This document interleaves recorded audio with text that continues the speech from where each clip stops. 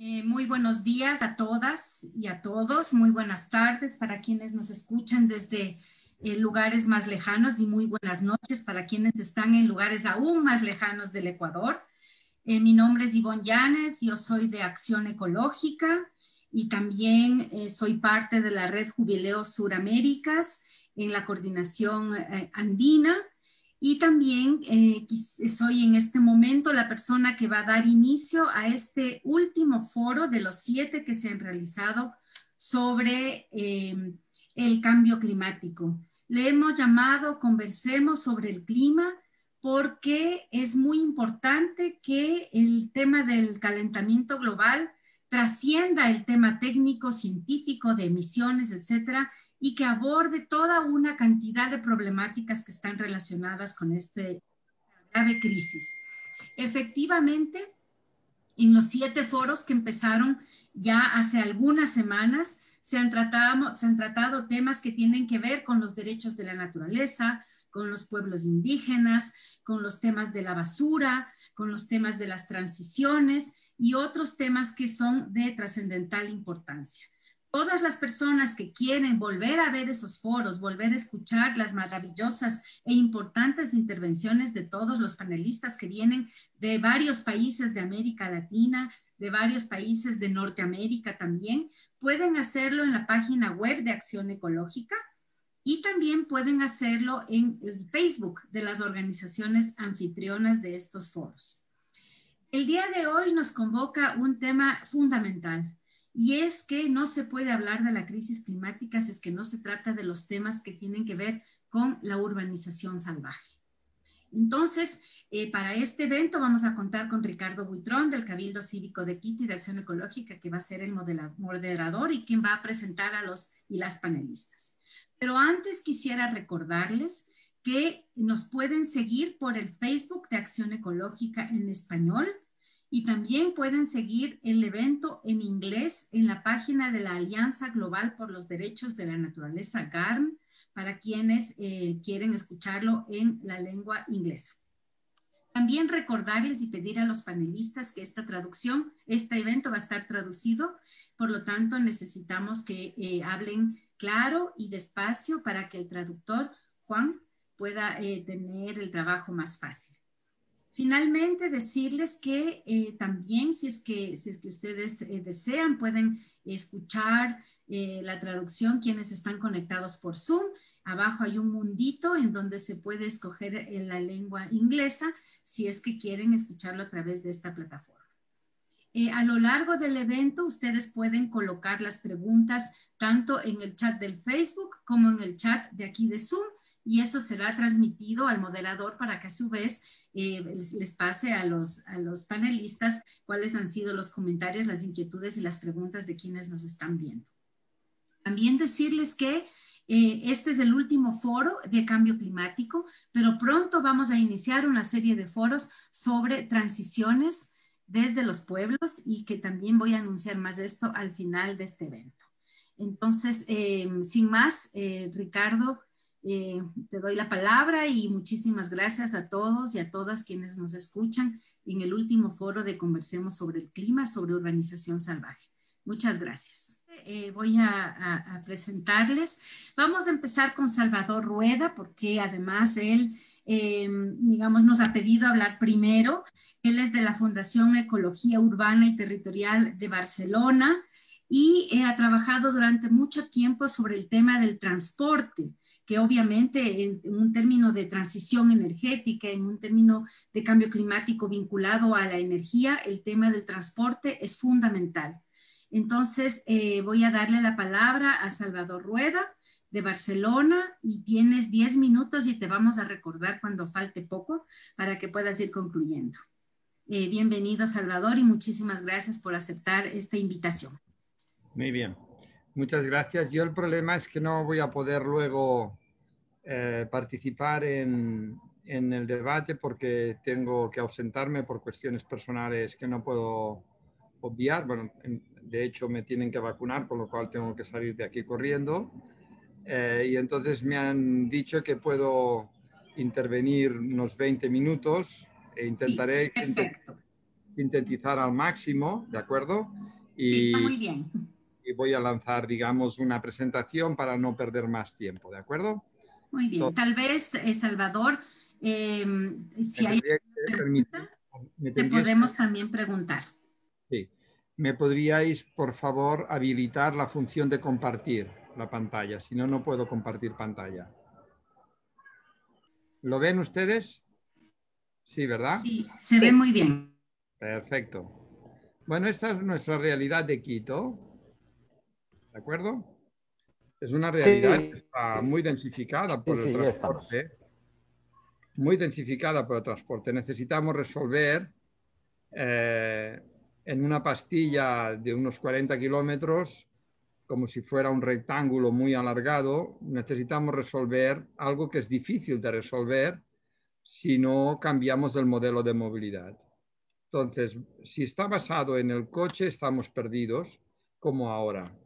Aunque el 60 y pico por ciento de los movimientos se hagan en transporte público, es igual, porque el que ocupa el 60 y pico por ciento del espacio es justo el automóvil, el carro, con lo cual tenemos que cambiar, digamos, el chip y tenemos que cambiar de modelo.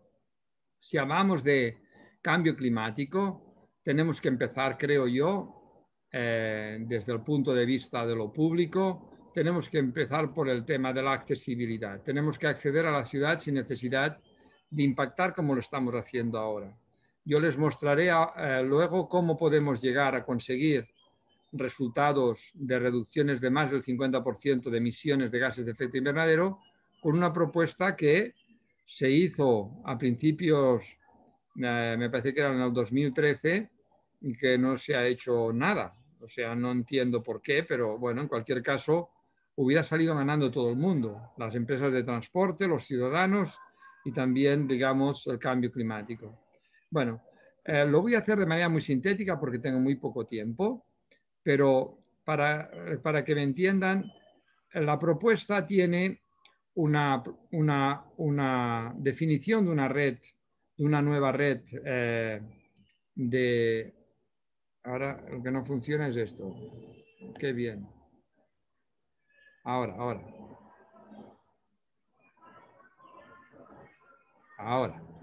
Perdonad.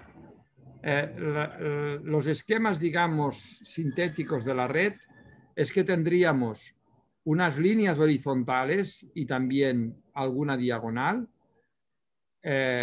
unas verticales, unas transversales, y luego, dependiendo de las características geográficas y morfológicas, pues tendríamos estos tres tipos de esquemas que se irían de alguna manera extendiendo por todo el territorio. Al final, en la parte de abajo, ustedes tienen un esquema muy sencillo. Entonces, la propuesta, como les decía, tiene que estar basada en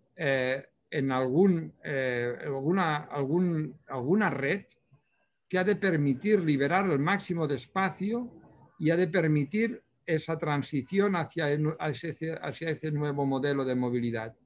Esta es la propuesta que se hizo para las partes más conurbadas del municipio de Quito, en donde, como pueden ver ustedes, solamente se ocupan 493 kilómetros de 1.600 kilómetros como hay ahora.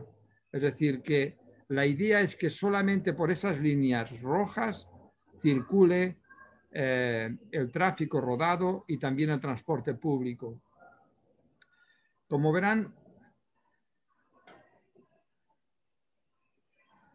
de alguna manera hicimos, digamos, un diseño de una serie de líneas troncales que iban de punta a punta o en parte como líneas de alguna manera longitudinales, y en este caso esta era la redefinición que veis que se alarga en varios puntos, la redefinición de los BRTs actuales, ¿de acuerdo? Esto además iba acompañado de una nueva propuesta de BRTs, como les decía, y además una serie de líneas horizontales que se complementaban con esos BRTs y unas diagonales. Todas esas de alguna manera iban trazando de punta a punta del municipio, o de buena parte a buena parte del municipio. Luego se conectaba con algunas antenas, pero la mayor parte estaba de alguna manera incardinada a través de esas líneas, digamos, horizontales o longitudinales que atravesaban el municipio. Aquí tendríamos un detalle de la parte central, del centro, y cómo se rediseñó con transporte eléctrico por donde debían circular las vías, el transporte público del centro histórico de Quito, como una de las joyas que todo el mundo entiende que debe de preservarse. ¿De acuerdo? Y luego tendríamos las unidades, las líneas transversales que cada 300 metros más o menos iban cruzándose de ladera a ladera, de manera que finalmente tendríamos una red completa, de forma que prácticamente tendríamos frecuencias de 5 minutos en todo el conurbado, de 5 minutos, como si fuera un metro, ¿de acuerdo? Y además, haciendo eso, conseguíamos que alrededor de 900 autobuses colectivos pudieran sacarse de esta zona que hoy ocupan prácticamente con 2000 y pico autobuses. 900 los podíamos sacar y conseguir que las frecuencias fueran de 5 minutos, y los que sacábamos los enviábamos a los valles, que eran deficitarios, muchísimo más deficitarios, que obligaba, y obliga todavía porque no se ha implementado, a tener que acudir, si quieres ir a la parte conurbada, a la parte central, en vehículo privado. ¿De acuerdo?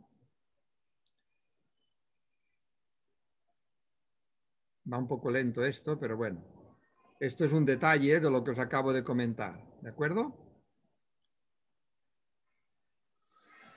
Luego estaban los sistemas de integración de los valles y de las parroquias. Aquí se hacía un planteamiento de gestiones diferenciadas con un servicio estándar que iba parando en donde están parando ahora en la mayor parte de los casos.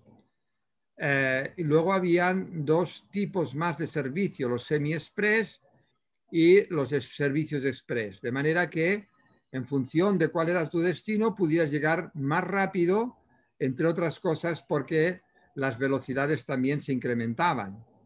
Con lo cual, estos tres servicios permitían multiplicar por mucho el número de usuarios potenciales que ahora no se podía hacer. ¿De acuerdo? Esta era al final la propuesta omnicomprensiva de la nueva red de transporte, incorporando a su vez, como ven ustedes aquí, también el metro. Les tengo que decir que sin esta red, sin esta reconfiguración tal como la hicimos, el metro no funcionará. O mejor dicho, digo no funcionará porque será súper caro. En cambio, de esta manera se podía incorporar en un sistema tarifario integrado todo de forma y manera que al final nuestra apuesta era que el precio del billete fuera de medio dólar, y que además ese medio dólar te permitiera hacer intercambios, 2 intercambios como mínimo gratis. Este es el esquema la mismo, pero como esquema. ¿Lo ven? Esta es la solución, digamos, que finalmente nosotros encontramos. Para el caso del centro histórico tenemos un cuello de botella muy importante que es la avenida Pichincha. Nuestra idea era hacer un túnel, digamos, para primero conseguir conectar las distintas partes del centro histórico que en su momento se separaron cuando se construyó esa autopista. De manera que por encima solo circulara un transporte eléctrico, como pudiera ser un tranvía, ¿vale? Pero que prácticamente todo fuera peatonal. Es decir, que hubiera esa vaguada, digamos, estuviera conectada en los dos ámbitos. Y luego el transporte público masivo, el transporte público, como pueden ver en la figura, y también el transporte privado circulara por la parte inferior, ¿vale? La accesibilidad que se consigue con la propuesta, aquí ustedes tienen, contra más verde, quiere decir que el tiempo de viaje para acceder desde cualquier punto a cualquier otro, ¿vale? Contra más verde, quiere decir que estás a menos de 45 minutos en todo lo que está en estos momentos dentro del área manchada.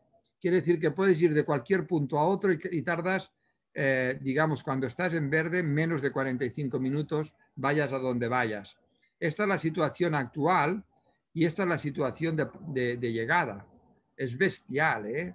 O sea, se ganan millones de horas laborales, digamos, se ganan con la propuesta que se hace. Es decir, sale ganando todo el mundo.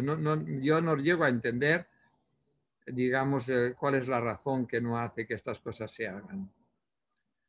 ¿Vale? Ay, perdón. Y luego veamos algunos elementos de repercusión en el análisis para acabar en el cambio climático. ¿De acuerdo? A ver si me deja ir pasándola de esto, porque si no, está como ahora.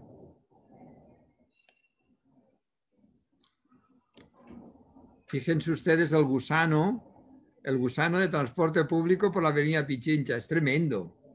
O el que viene por la García Moreno, o sea, en fin. No, perdón, la Venezuela esta, ¿es la de la derecha? No, no, es la García Moreno, sí, sí. Vale, la Venezuela es la de la izquierda, me parece. Bueno, aquí ustedes tienen la simulación en hora punta del centro histórico una vez planteada las soluciones que hacemos de aplicación de las supermanzanas.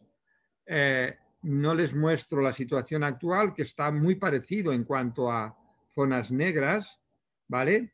Pero en principio salvaríamos el centro histórico con esta propuesta de supermanzanas. Las vías por donde se circularía serían las de color blanco. Lo que está en verde no se circularía, o sea, liberaríamos prácticamente el 70% del espacio del centro histórico haciendo la propuesta que les acabo de comentar, ¿de acuerdo?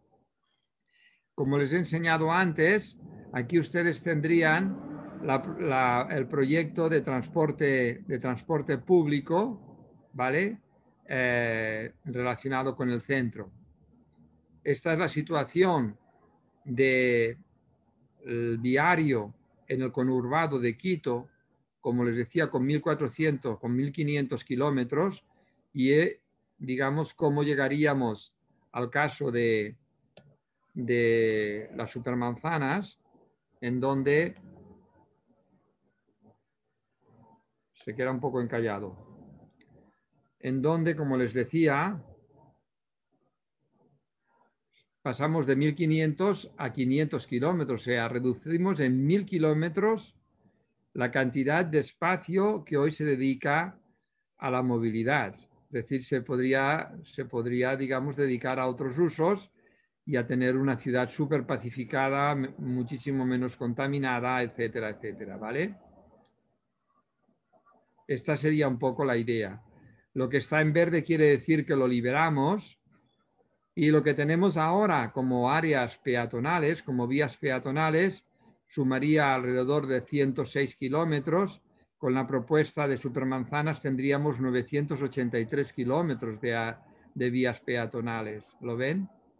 Y para acabar, les tengo que decir que los niveles de contaminación atmosférica, sea para el monóxido de carbono, para los hidrocarburos, los óxidos de nitrógeno, las partículas, fíjense que en todos los casos reduciríamos un 69% con la propuesta, un 70, un 68 o un 69, es decir, casi un 70% reducción de contaminación atmosférica con una propuesta como esta. O sea, yo me sorprendo a mí mismo preguntándome cómo puede ser que no lo hagan.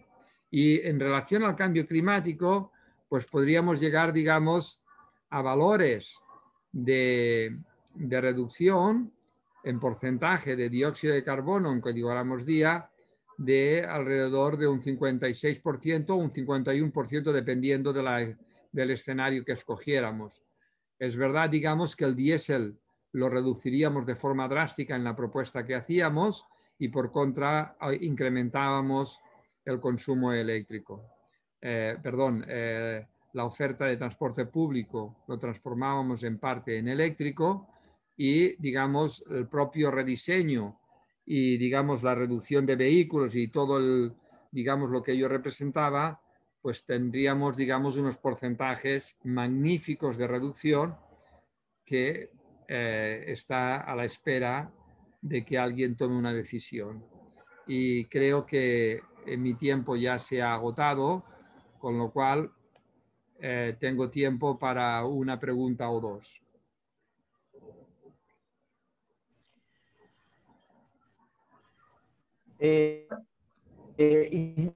Interesante. Yo también les invitaría a los demás panelistas si quieren hacer algún comentario. Yo tengo uno con relación, sabemos por qué no se ha hecho esto, no solamente por la falta de continuidad a los planes ya existentes, digamos, y elaborados en su tiempo, porque todo este sistema estaba diseñado para además cubrir también la nueva demanda de toda la zona de mayor crecimiento de la ciudad, que son los valles. Esa es la una parte. La otra es que enfrentamos poderes fácticos. O sea, aquí ya se habla de las mafias alrededor del transporte que no han permitido de algún modo que se hagan cambios necesarios. Y eso es parte de la... Ahí activado, no hay decisiones que se tomen. Y efectivamente, ahí tenemos que hacer algún comentario o alguna pregunta, Salvador. Sí, justo quería comentarte, Salvador, que en principio estamos nosotros ahorita en un proceso de licitación de estas nuevas rutas. A nosotros nos han dicho, no nos consta, no hay información pública legible, nos han dicho que han utilizado tu plan en un 90%. Habría que ver si algún día podemos verificar que esto sea cierto o no. Pero en realidad sí es un problema. Me encantaría. Sí, nosotros también, créame que sí. Pero yo te quería preguntar si es que dentro del plan hay una reestructuración también de menos carriles. ¿Es eso lo que se está haciendo también o solo menos calles? No, sobre todo menos calles, calles, ¿vale? Pero luego, digamos, en el análisis que se pudiera hacer de vías principales, también podría considerarse la propuesta porque depende del tamaño que tengas de carril. Claro. Carriles de 3,5 metros, digamos, no son necesarios en muchos casos, con lo cual podríamos reducir el número de carriles sin duda. No sé si tú tienes conocimiento justo que se hizo también una ciclovía, un carril de ciclovía en el Amazonas. Sí. A partir de la pandemia un poco, y eso también empieza como que a generar otras dinámicas. Todas las soluciones que se han dado son un éxito. Lo que no entiendo es por qué no lo hacen, porque se llena de gente. Sí. No sé a qué se debe el miedo ese, no lo entiendo. No va al ritmo de lo que quisiéramos y tiene que ver también con la crisis del propio municipio como tal. Ya enfrenta una crisis estructural y de gestión que hace imposible que iniciativas ciudadanas, que propuestas que están en los planes maestros. Como ya mencionábamos al inicio, no tenemos alcalde, no tenemos un consejo que fiscalice, que revise políticas y tenemos una administración gigantesca municipal que ya no da. O sea, que ya hay que pensar en una reestructuración entera de la ciudad. Sí. Y tal vez, Ricardo, justo mencionar y ahí decir, Salvador, justo que la Secretaría de Movilidad tiene un... No sé si querías hacer alguna pregunta, Salvador. Yo os voy a tener que dejar porque... Sí, solo quería mencionarte justo que creo que es un tema que vale la pena mencionarlo, y es que la razón evidente para que esto no funcione, aparte de un tema cultural nuestro ya como sociedad, es que la Secretaría de Movilidad tiene un departamento de este porte, pero el tema de sostenibilidad es de este porte, ¿no? Entonces sigues teniendo un monstruo que está manejando otras lógicas y otros temas y no logra mover esto, ¿no? Entonces es un equipo muy pequeño el que empuja esto. Puede ser. En cualquier caso, creo que merece la pena que se haga. Es lo único que os puedo decir. Pues Ricardo, hay una pregunta para Salvador. A ver, la última, ¿eh? Venga, va. Sí, sí. Vamos.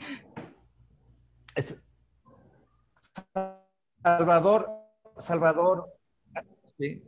Que comprometerle. No te oímos. Ricardo, se está cortando tu voz. No se te escucha. Repite. Dale la pregunta. La pregunta que han colocado, Salvador, es cortita, pero no sé si te demore mucho contestar. Dime. Que si crees tú que la electromovilidad, sí, ¿crees tú que la electromovilidad puede solucionar el problema de la ciudad, del transporte en las ciudades y el cambio climático? No. ¿Por qué? Tendría que tener mucho tiempo para responder, pero bueno, en principio el problema de la movilidad en la ciudad no es un problema de electricidad o no, es de ocupación de espacio primero. ¿De acuerdo? Segundo, que desplazamos la contaminación que generan los combustibles fósiles a los lugares en donde se va a tener que generar esa energía para electrificar lo que se tenga que electrificar. Y por ahora todos dependemos todavía del petróleo, con lo cual es lo mismo que lo consuman en la ciudad o que lo consuman en una central eléctrica. Es decir, al final depende mucho, pero en principio no es solamente la electrificación el elemento que nos tiene que convocar. Hay otras muchas cuestiones, como puedan ser lo que está relacionado con nuestros estilos de vida, con las formas de movernos, con, digamos, con la cultura, con tantas cosas de alguna manera que tienen que ver con las emisiones de gases de efecto invernadero y, por tanto, las que impactan sobre la atmósfera y el cambio global. Por tanto, es una cuestión que la gente cree que simplemente electrificando tenemos la solución, pues les tengo que decir que lamentablemente no. Tenemos que cambiar muchas cosas. Entre otras, por ejemplo, la forma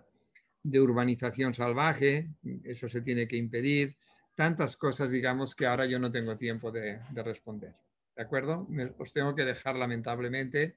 Ya me sabe mal, ¿eh? Pero bueno, muchas gracias por todo y que tengáis mucho éxito, que seguro que lo tendréis. Muchas gracias, Salvador. Comprometerte. Muchas gracias, Salvador. Comprometerte a otro momento y en otro tiempo. Comprometerte para otro espacio de diálogo.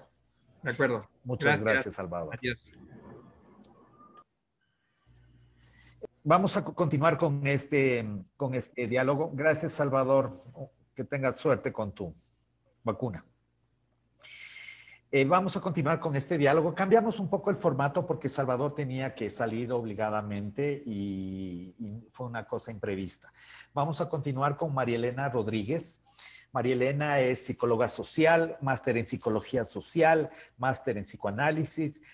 Ahora está actualmente como candidata a un doctorado en estudios interdisciplinares de género con el tema de derecho a la ciudad y género. Es fundadora de Plural y trabaja como consultora especializada en investigación social, en construcción de política pública y proyectos de intervención psicosocialización del enfoque de género.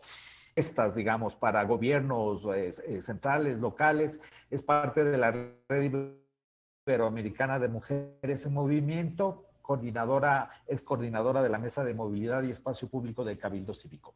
Adelante, María Elena. La dinámica va a ser la que habíamos previsto inicialmente, 10 minutos de presentación, luego sigue Pamela y luego iniciamos una conversación con las preguntas y con lo expuesto por los panelistas. Ok, hola Ricardo, gracias por este espacio para poder conversar de estos temas. No sé si es que tal vez Ivonne o Patricia pueden proyectar la presentación. De todas maneras te hice co-host Si es que tú quieres, ya puedes presentar. Si no, me avisas para presentarla yo. Dale, Ivonne, si es que puedes, por favor, hacerlo. No sé si... Ya. Sí, si sí, no puedo. ahora lo hago. Un momentico. Vale, gracias. Bueno, pues un poco partiendo por y retomando las palabras de Salvador, ¿no? Esta es una exposición corta, entiendo que no tenemos tanto tiempo y la idea es que a partir de lo que podamos colocar en este espacio sea un punto de partida para hablar sobre esto del factor social, ¿no? Yo quisiera enfocarme un poco en la importancia del abordaje del factor social cuando pensamos en el abordaje de la problemática del cambio climático, ¿no? Y sobre todo esto en el contexto de las ciudades.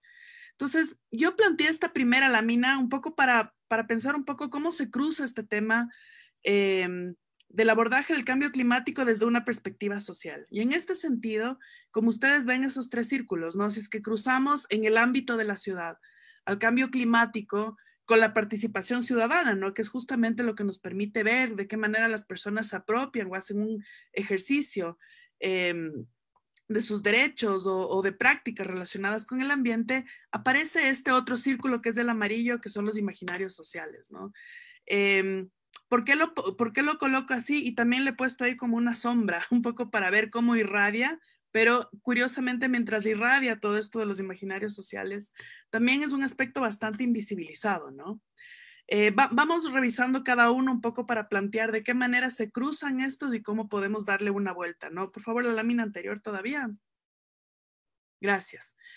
Bueno, por una parte, el cambio climático, ¿no? Que si es que lo vemos desde el enfoque social, ha pasado de ser un fenómeno meramente abordado desde lo científico, lo medible, lo cuantificable, a ser entendido mucho más como un fenómeno social, ¿no? Y la idea es cómo hacemos que este cambio climático sea un concepto de apropiamiento de la ciudadanía para que justamente desde ahí haya una injerencia, un impacto en las prácticas que llevan a cabo las personas, ¿no? Para contribuir a resolver esta problemática, ¿no? Entonces, encontramos que entre el cambio climático y la participación ciudadana hay una brecha, ¿no? Cuando pensamos en la participación ciudadana, se supone que estamos interpelando a las personas, a todos nosotros en su cotidianidad, para que reflexionemos sobre qué hago, cómo contribuyo, y esto supone un contacto también entre la ciudadanía y las instituciones de gobierno, o sea, cómo hacemos que la ciudadanía tome estos conceptos de cambio climático y los pueda trabajar, cómo apuntamos a que estas ideas nos permitan implementar. Pero en realidad, en esta brecha entre el cambio climático y la participación ciudadana, entra esto de los imaginarios sociales.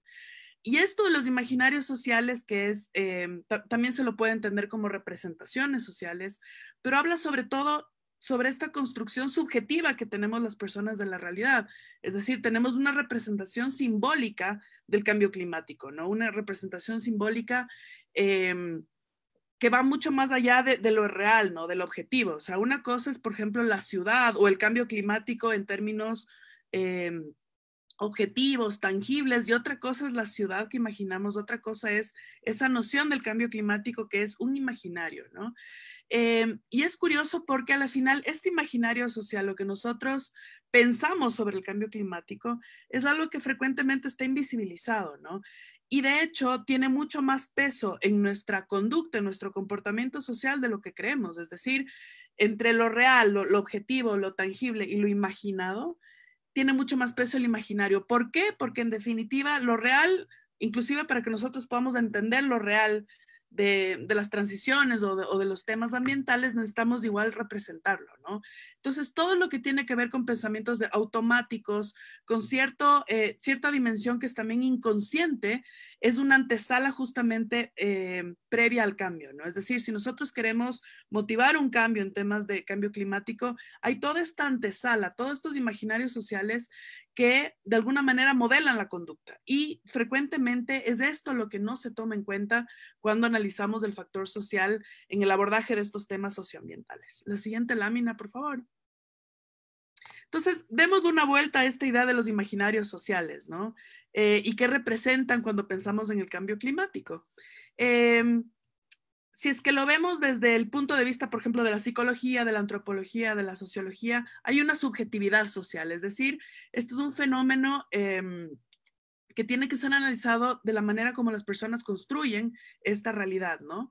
¿Y qué es lo que nos demuestra la evidencia? En general, la mayoría de estudios que se han hecho en otros países, no tanto en el nuestro, habla sobre una preocupación social que ha incrementado en relación a los temas del cambio climático, ¿no? La evidencia señala que la gente lo percibe al cambio climático como algo que es cada vez más cercano a sus vidas, algo que es también concebido como irreversible, es decir, hay un sentido de urgencia, un sentido de emergencia, que es también producto de muchos años de concientización y de sensibilización social sobre los efectos que produce el cambio climático en las ciudades y las consecuencias que tiene para nuestras vidas, ¿no? Entonces, ustedes ven a la derecha estas imágenes, que ya vamos a darles una vuelta más adelante, pero tienen que ver mucho con el imaginario social que se asocia al cambio climático, que en muchos casos tiene varias concepciones que están erradas, pero que a la final tienen el peso en cómo las personas a la final conducen sus modelos de conducta o de comportamiento, ¿no?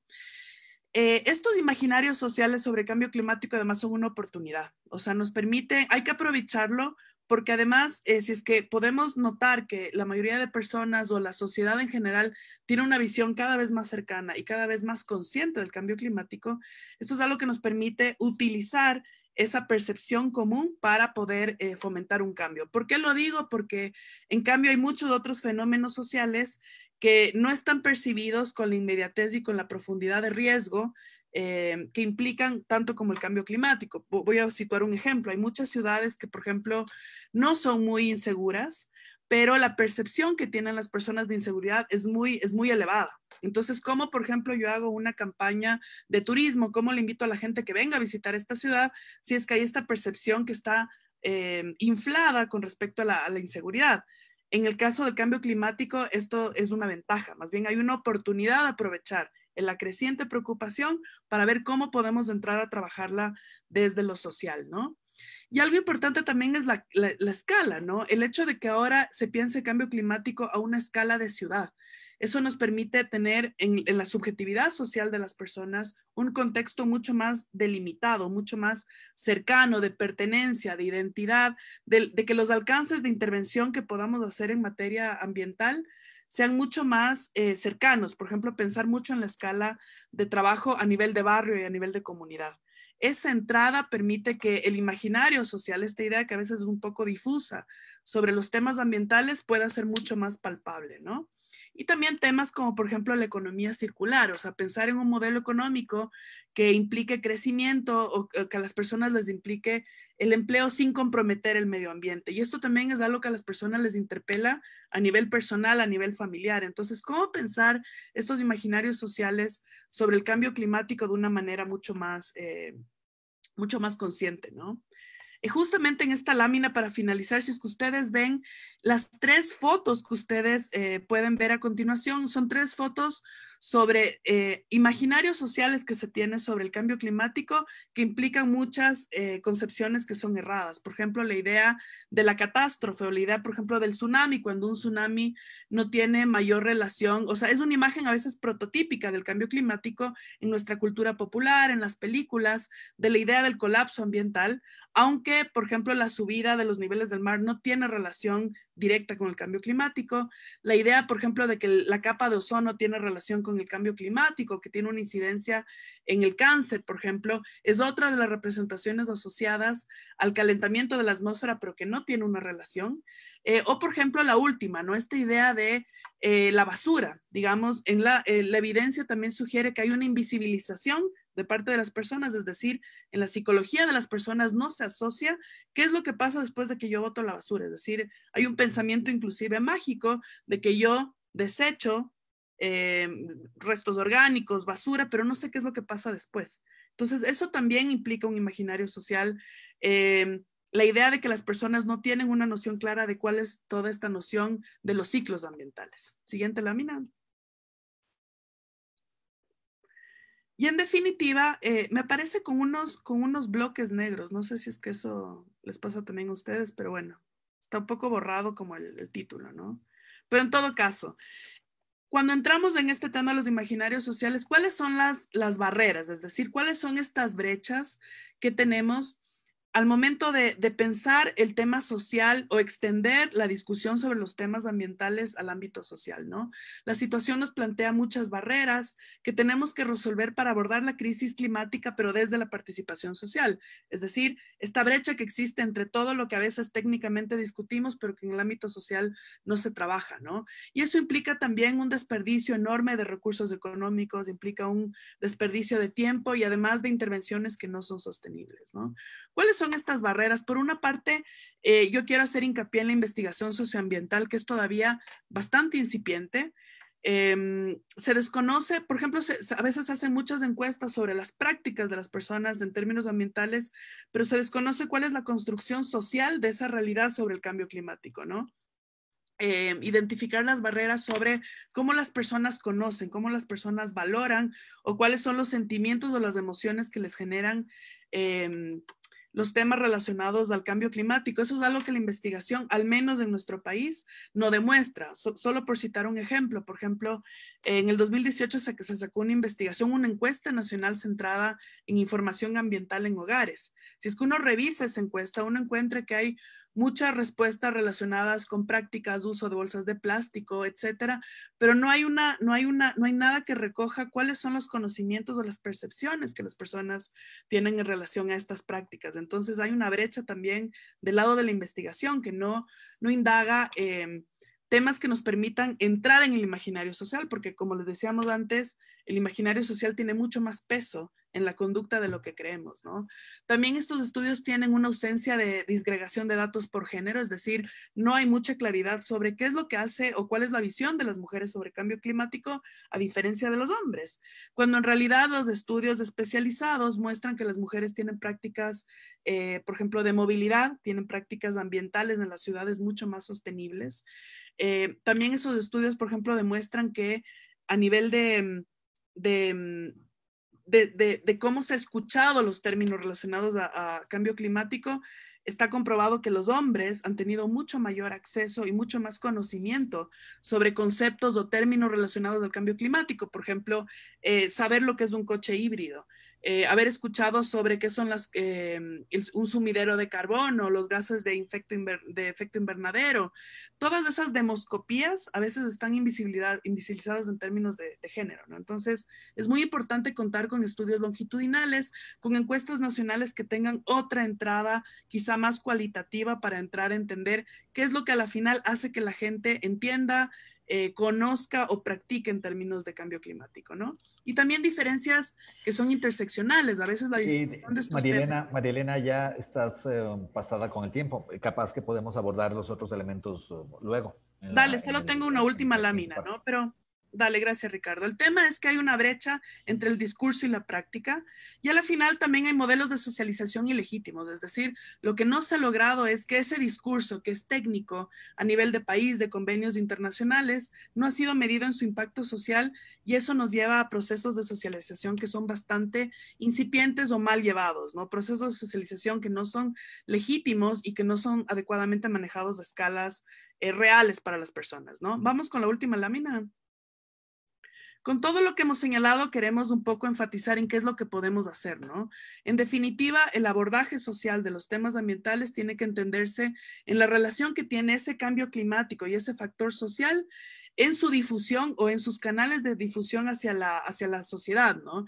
Y también entender cómo la sociedad, cómo se dan esos procesos de interacción social desde la ciudadanía para entender el cambio climático, ¿no? También tenemos que manejar un material educomunicacional que realmente llegue a la gente, que esté orientado a trabajar esos imaginarios para que puedan tener un real acceso para las personas.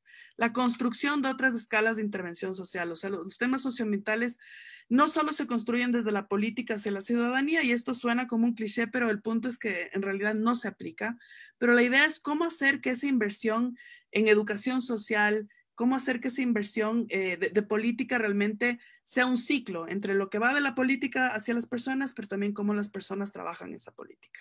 Y solo por citar un ejemplo final, si es que vamos a una última lámina, aquí hay algunos ejemplos de iniciativas que se manejan a escala de mensajes, como por ejemplo infografías, como por ejemplo campañas. En esa última lámina, si es que podemos pasar a la última, Estas son algunas láminas de cómo ciertos mensajes de entrada o de llegada al abordaje de temas sociales se manejan con la cultura popular y también cómo se manejan en otros ámbitos de socialización de las personas. Entonces, estos 3 ejemplos permiten que las personas puedan tener mucha más claridad sobre qué tiene que ver esto del cambio climático con nuestras vidas. Por ejemplo, el último gráfico muestra de qué manera el diseño del tráfico, el diseño de las calles en las ciudades tiene una injerencia directa en las interacciones sociales. O por último esa foto, ¿no? En bici ya hubieras llegado antes. Son entradas mucho más de cultura de movilidad, de cultura ambiental, que pueden llegar desde otros canales y ser mucho más efectivas si es que se pensaran desde el eje social. Entonces, con esta presentación yo quería como abrir un poco la discusión a cómo podríamos trabajar mucho mejor los parámetros sociales, entendiendo el fenómeno ambiental como algo que afecta la realidad social de las personas. Entonces quedo abierta para que después podamos discutir un poco y ver cómo se integra este enfoque en estas iniciativas de intervención. Gracias, gracias María Elena. Vamos a continuar con Pamela Mendieta Molina. Pamela es arquitecta, máster en diseños de espacios urbanos, arquitectónicos y movilidad, es máster en gestión pública, estudios en diseño permacultural, diseño y accesibilidad universal, miembro del Colegio de Arquitectos, activista en Cabildo Cívico de Quito, es actualmente la coordinadora de la Mesa de Movilidad y Espacio Público y además miembro de la Mesa de Ambiente. Ha sido servidora pública, ha ejercido profesionalmente en Estados Unidos y ahora desde su espacio, la iniciativa Urbano Archiris. Cuenta con una gran experiencia en trabajo técnico, social, política pública e impulsa proyectos a nivel de barrios organizados.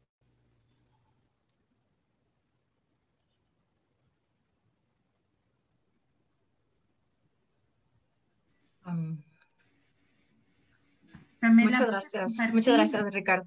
¿Vas a compartir algo? Sí, por favor. ¿Me puedes permitir? Está sin permiso ahorita. Ya puedes. Muchas gracias.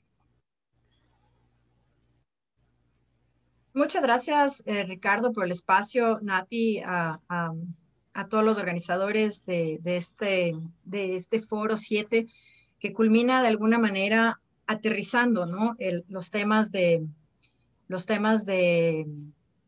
territoriales de lo que hemos venido conversando. Y yo quisiera congratularme con las presentaciones previas que tuve porque me ayudan muchísimo a sentar el tema que voy a presentar. Pensando desde lo que decía Salvador, que lo que más necesitamos es este cambio en el chip de la movilidad, de qué realmente significa para las ciudades, qué implica ya cuando lo pensamos en cambio climático y entender este tema que María Elena nos comentaba, ¿no es cierto? Que desde la sociedad también tenemos un trabajo muy grande que hacer para empezar a conectar estas realidades a veces lejanas, como decía María Elena, más científicas, digamos, y aterrizarlas, ¿no es cierto?, a qué nomás podemos nosotros hacer en la ciudad. Y en ese sentido, presentar justamente estas ideas, ¿no es cierto?, de qué es lo que está pasando en la ciudad actualmente. Podemos hablar de un derecho a la ciudad o no cuando estamos viviendo situaciones como inseguridad en las calles, contaminación, ¿no es cierto?, no solo de los autos, también de transporte público, toda una lógica de incremento de temperatura, ¿no? La posibilidad de que existan inundaciones también. Y el tema de islas de calor, que es un tema que quisiera abordar de manera especial. Y nosotros, ¿qué estamos proponiendo? Algunos cambios deseados, ¿no es cierto? Para que este derecho a la ciudad sea algo efectivo. Tener seguridad en el espacio para la gente.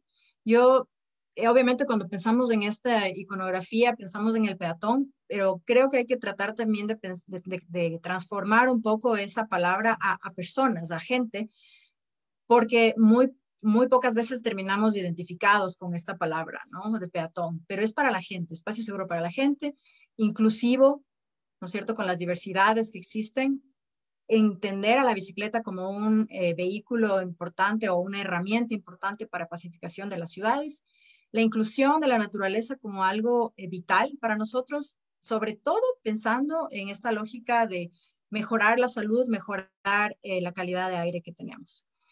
Y en ese sentido, el urbanismo salvaje que vivimos hoy, ¿no es cierto?, es parte de este problema social frente al cambio climático. ¿Qué huella realmente estamos dejando nosotros en nuestras ciudades? Y pensar, evidentemente, en lo que nos planteaba Salvador, en esta movilidad y un desarrollo sostenible. Y en ese sentido, evidenciar lo que un poco sabemos, que este desarrollo vertical también es expansivo y nocivo. Conocemos un poco más del desarrollo expansivo horizontal, que es un problema, sobre todo cuando hablamos también de tomarnos espacios rurales o para la productividad agroecológica, ¿no? En el distrito o y en general en otras ciudades, y empezar a caminar realmente a esta lógica de la densidad óptima con usos mixtos y que nos permita pensar en una probabilidad de realmente trabajar en ese tema importante que es la vivienda de interés social. Nosotros, cuando estábamos pensando en todo lo que nos presentaba también Salvador, en esta ciudad de los 15 minutos, ¿cómo empezamos a replantearnos estas relaciones que tenemos en la ciudad? Y aquí es donde la movilidad sostenible como tal empieza a tener una importancia vital, porque lo que intenta es revitalizar espacios existentes y no tanto crecer en territorio, ¿no? Y evidentemente dentro de estas lógicas tenemos algunas guías ya dentro de los objetivos de desarrollo sostenible que nos permiten acercarnos a algunas cosas más tangibles. Pero sobre todo a mí me gusta hacer mucho énfasis en el objetivo 17, que es el que busca alianzas. Y ahí es donde creo yo que mientras más trabajemos colaborativamente, el resultado va a ser mejor y óptimo, porque nosotros como sociedad tenemos demasiadas iniciativas que no logran tener el impacto justamente porque son pequeñas y no amplían horizontes, ¿no? Y en ese sentido, quisiera hablar un poquito de estos preceptos de visión de sostenibilidad en un sentido sencillo como lo presenta la permacultura. En la flor de la permacultura nos evidencia una lógica de inclusión y equidad que ningún sistema funciona sin esto.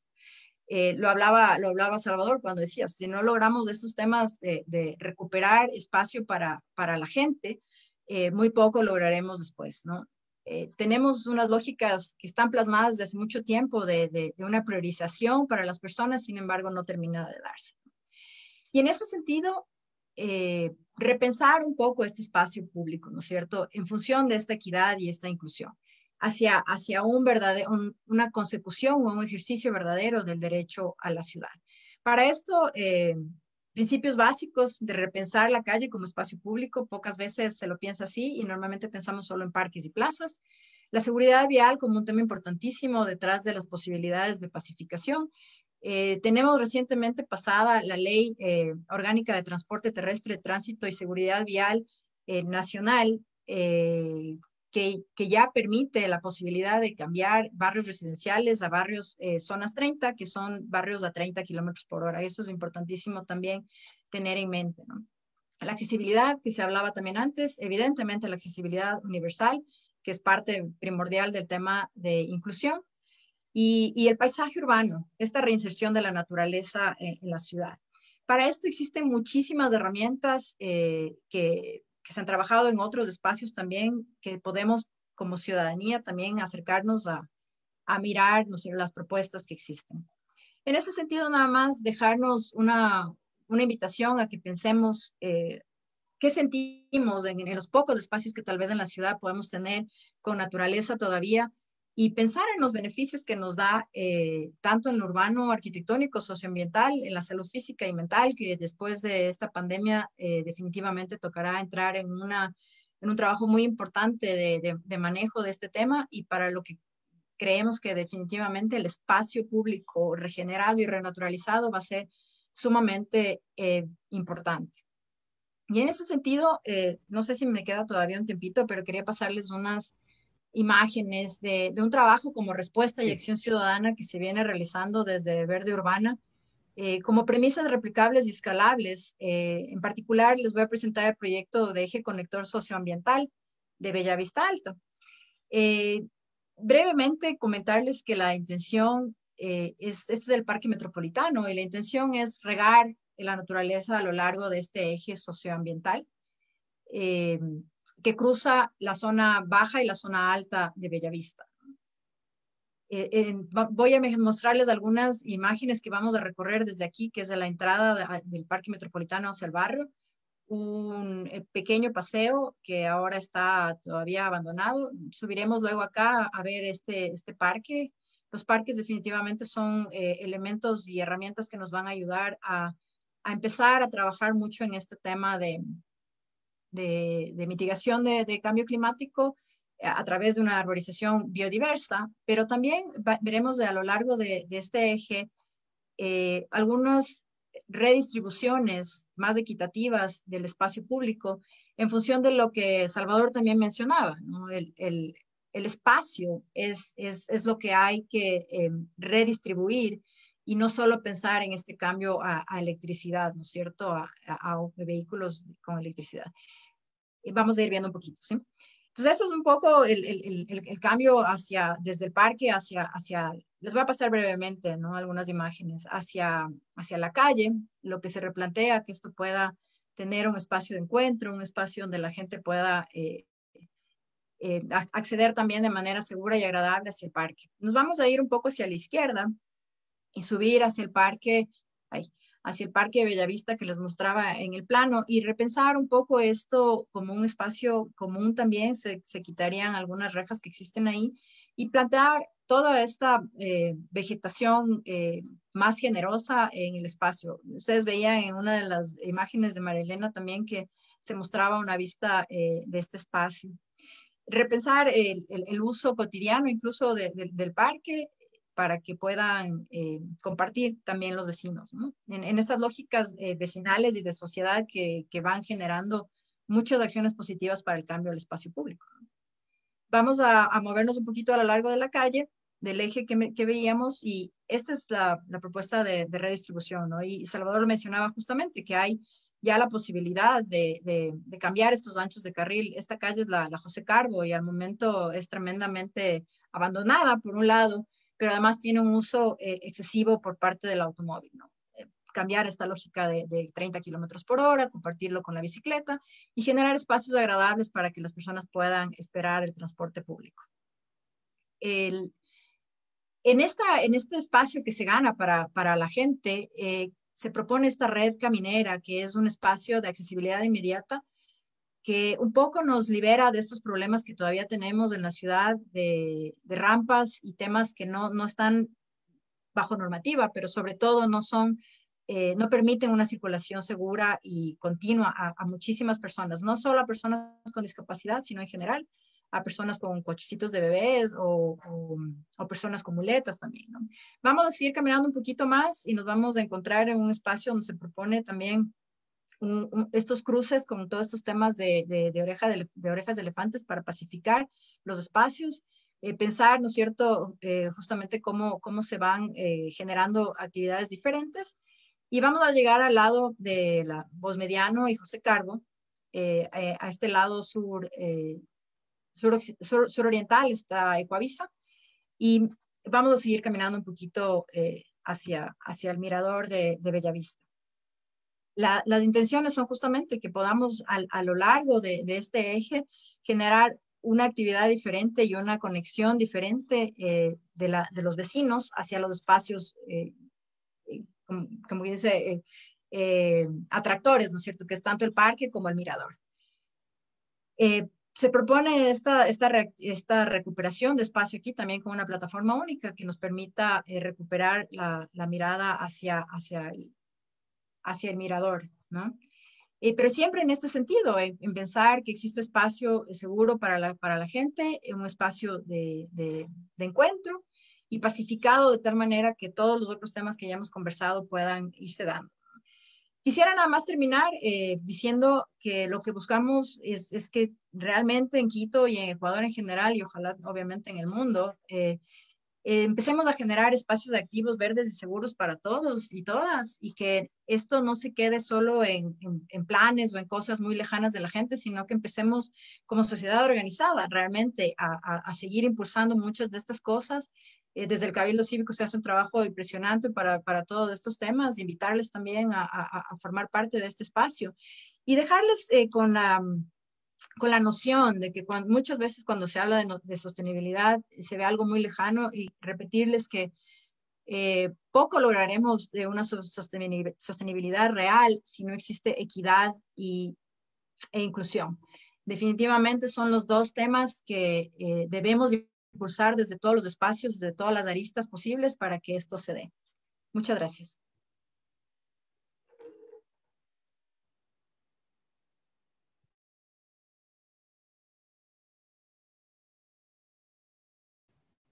Ricardo, tienes el micrófono. Muchas gracias, Pamela. A mí me gustaron mucho las presentaciones porque de algún modo lo que hacemos es... listo, ahí sí. Muchas gracias, Pamela. Me gustó mucho todas las presentaciones. De algún modo es una forma de evidenciar y de aterrizar lo que estamos mencionando. Una pregunta que nos hacen y que tiene que ver con el tema que presentó María Elena. Muchas gracias por la presentación. Nos dicen cómo incidir en el imaginario de la gente en las ciudades en las que la explotación de petróleo en tierras lejanas como la Amazonía tiene que ver directamente con el cambio climático. Y esto nos vuelve, yo agrego un temita, el tema de la economía circular. La economía circular no considera los espacios y los territorios de donde se extraen los recursos, ni considera la parte final, lo que tiene que ver con el uso de la energía y con lo que muchas veces desechamos. Es un límite de la economía circular. Y justo la pregunta tiene que ver con eso. Entonces, María Elena, no sé si nos puedes responder. Bueno, pues gracias, Ricardo. Justamente el ejemplo que acaban de acotar tiene que ver con esto de los imaginarios sociales, ¿no?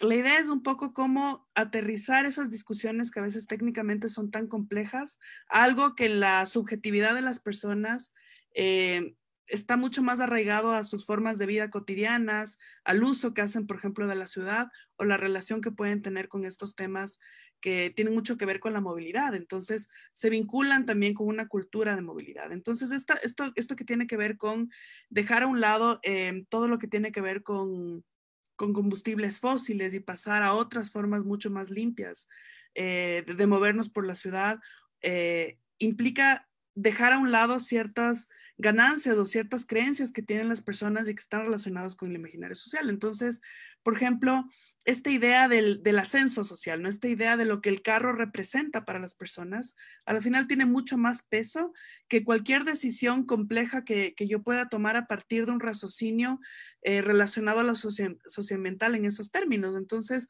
para las personas a veces el tema de tener un vehículo, lo que a mí me representa todo este discurso, quizá, por ejemplo, ahí entra el imaginario de la libertad, ¿no?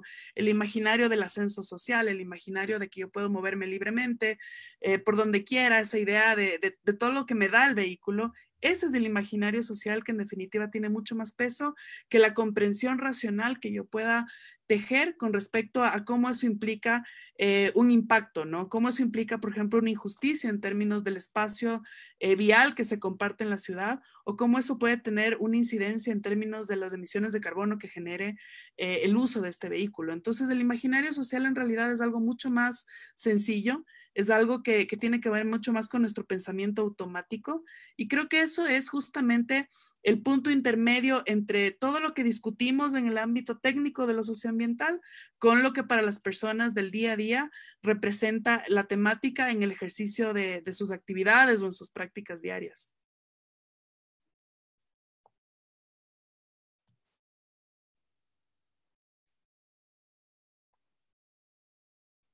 Ricardo, tal vez si es que cierras tu cámara se te escucha mejor. ¿Qué pasa? Es porque iniciativas ciudadanas existen. Preguntarle a Pamela qué pasan los límites para implementar todas estas políticas. De algún modo, hay iniciativas ciudadanas muy potentes, pero hay frenos, digamos, porque hablar sobre cambio climático. O como mencionábamos antes, están los planes que los realizó Salvador Rueda hace más de una década y resulta que están parados. ¿Qué pasa? ¿Cómo volver aplicable todo esto? ¿En manos de quién está? ¿Es la administración o Sí, te entendí bien. La pregunta iría por dos lados, ¿no es cierto? Estas iniciativas y un poco qué pasa con los frenos que puedan existir. La política pública en el Ecuador es muy incipiente al final del día, ¿no? Es parte del problema. Y creo que también eso lleva a los problemas sociales que menciona María Elena, porque en realidad no tenemos ese imaginario global dentro de estas políticas públicas que nos permitan entender hacia dónde caminamos y cuál es el objetivo. Y en ese sentido, como sociedad civil organizada, siempre es complicado llegar a más espacios también para que mucha más gente pueda acercarse a estas ideas, ¿no? Desde el Cabildo Cívico creo que se ha hecho un esfuerzo muy grande de seguir aglutinando a organizaciones tienen una diversidad de actividades y de temas a trabajar con respecto a todas estas lógicas de sociedad y de sostenibilidad en general, ¿no? Pero al no haber hablábamos también antes un poco la problemática de cómo funciona en sí el modelo de gestión que tiene el municipio ahorita, desde hace muchos años en realidad.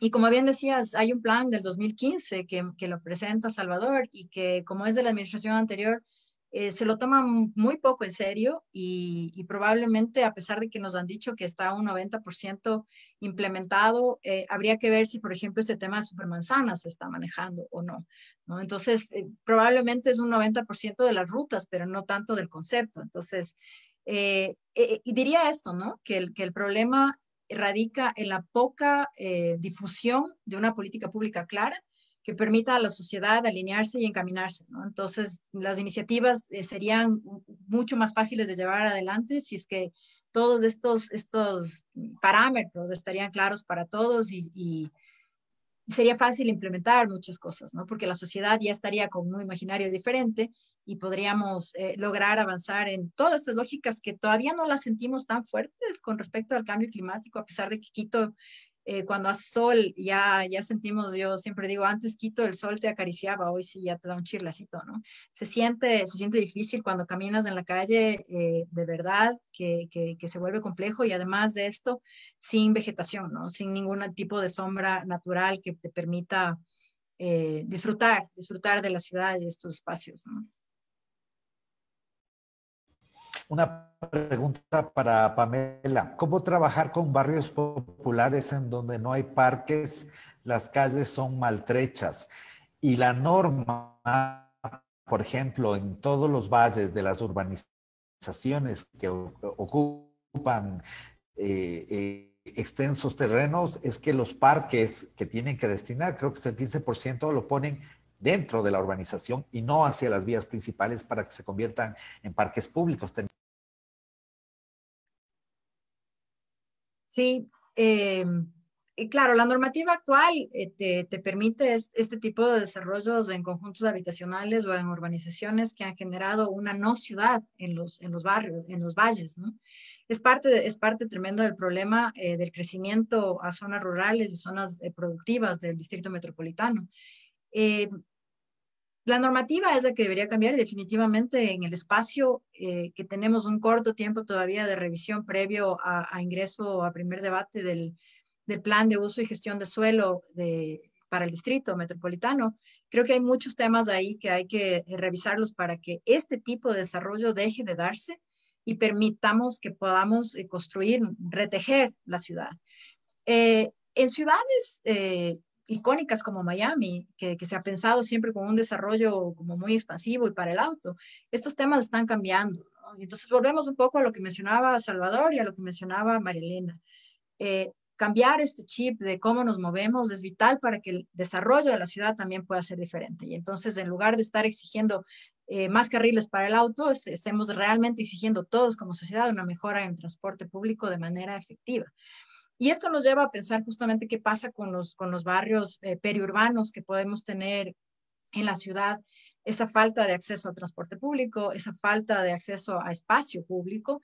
Pero lo interesante es que las herramientas se han presentado un poco hoy, de lo que mencionaba Salvador, de esta idea de las supermanzanas y de quitarle el 70% del espacio al auto y devolverlo a la gente. Esto es un tema que se puede hacer de manera muy sencilla el momento en que la gente realmente exija esto. Y ya ni siquiera necesitaremos una normativa para lograrlo si la gente realmente se monta en este proyecto y lo cambia, ¿no?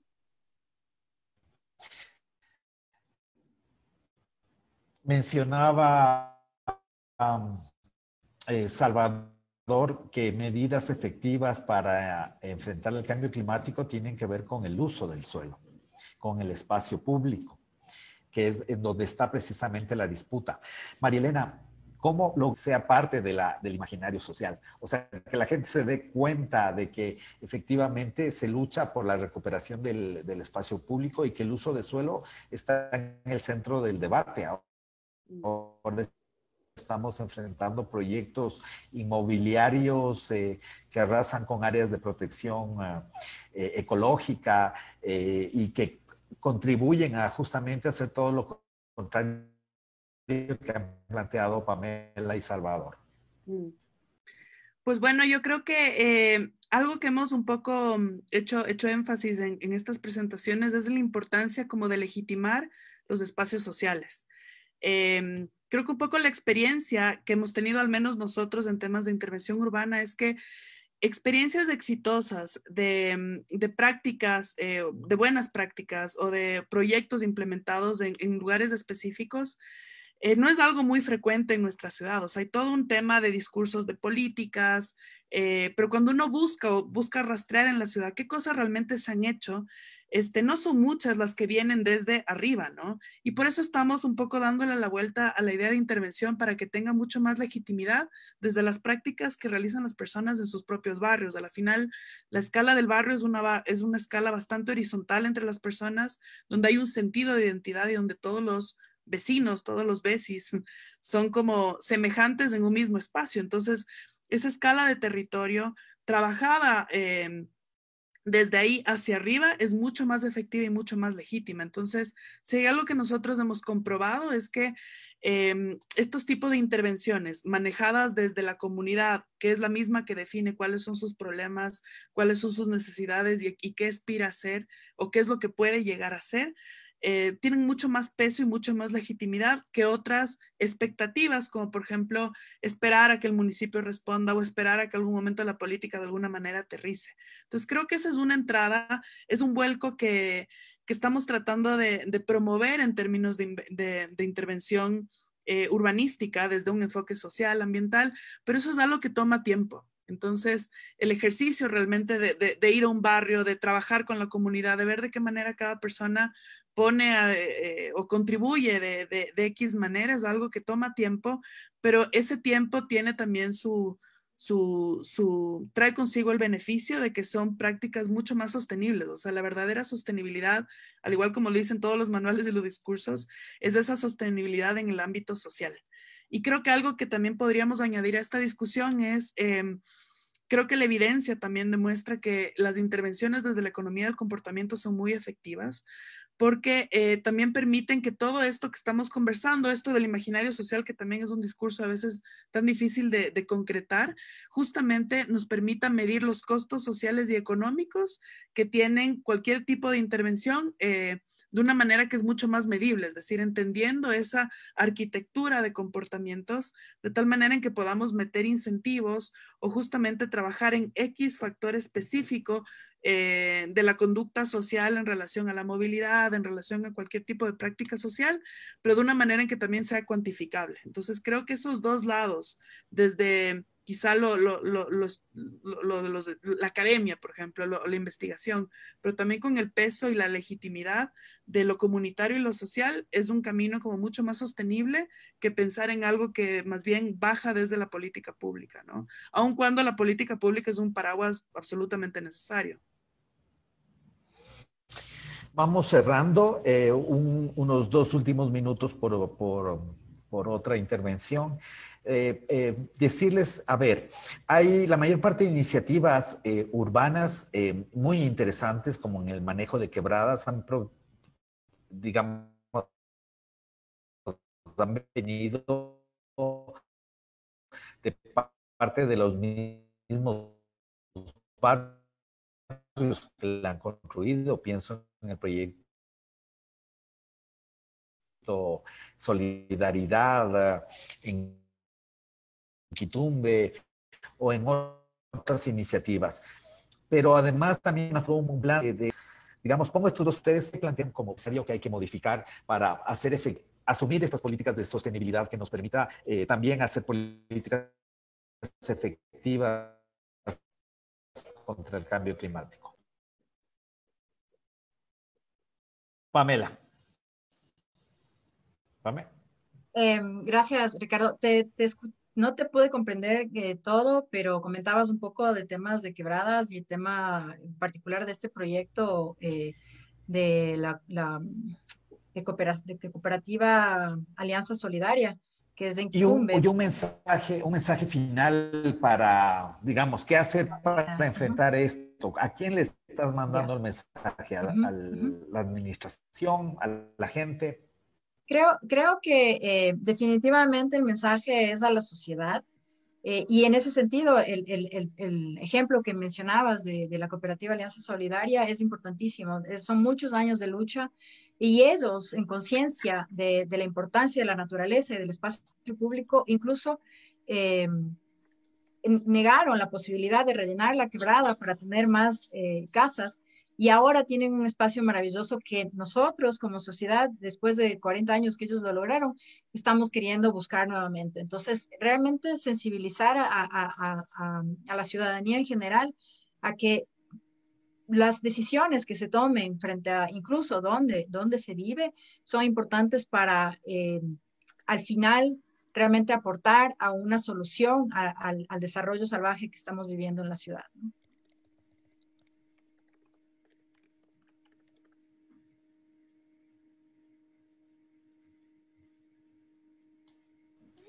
María Elena, María Elena, tu mensaje final. Bueno, creo que el mensaje apunta un poco a la importancia nuevamente, ¿no? De relevar todo este abordaje de los temas de cambio climático en lo que es la implicancia social. Creo que va por ahí, ¿no? O sea, la orientación de la política pública, la orientación, por ejemplo, también de la investigación, es fundamental que tome un giro para que pueda articular todo el tema, cuando hablamos de lo socioambiental, que pueda articular todos estos temas desde una verdadera implicancia con lo social. Entonces, creo que discursos, por ejemplo, más relacionados con el cooperativismo, con el tema de las alianzas y el trabajo colaborativo, es justamente el camino para poder realmente incidir y proponer cambios sociales. Creo que va por ahí un mensaje para que realmente el tema pueda ser llamado o pueda ser acuñado como integral. Eso. De algún modo, hay iniciativas importantes que se están haciendo en la ciudad. El Cabildo Cívico de Quito es una de ellas. Ricky, ¿puedes quitar tu cámara? No sé si mencionaba Pamela iniciativas en este espacio. Les queremos...